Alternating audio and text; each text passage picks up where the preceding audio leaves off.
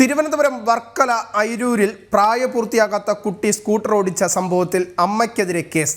Palayamkunnu post ഓഫീസിലെ ജീവനക്കാരിക്കെതിരെയാണ് police കേസെടുത്തത്. കേസിൽ 25,000 രൂപ പിഴയും ചുമത്തി.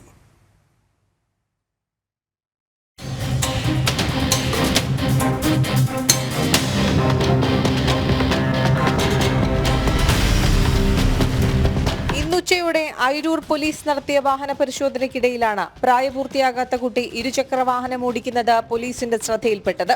തിരക്കേറിയ വർക്കല അയിരൂർ റോഡിൽ നിന്നും പാളയംകുന്ന് ഭാഗത്തേക്കായിരുന്നു 16-കാരന്റെ യാത്ര. പോലീസ് കുട്ടിയോട് വിവരങ്ങൾ തേടി. അമ്മയുടെ നിർദ്ദേശപ്രകാരമാണ് വാഹനം ഓടിച്ചതെന്നായിരുന്നു മറുപടി. പിന്നാലെ പാളയംകുന്ന് പോസ്റ്റ് ഓഫീസിലെ ജീവനക്കാരിയായ കുട്ടിയുടെ അമ്മയ്ക്കെതിരെ പോലീസ് കേസെടുത്തു.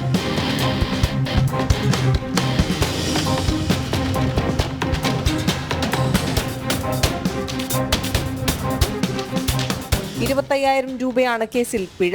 25,000 രൂപ പിഴയോ 1 വർഷം തടവ് ശിക്ഷയോ അല്ലെങ്കിൽ രണ്ടും കൂടി ഒരുമിച്ചോ ശിക്ഷ ലഭിക്കാവുന്ന കുറ്റകൃത്യമാണിത്.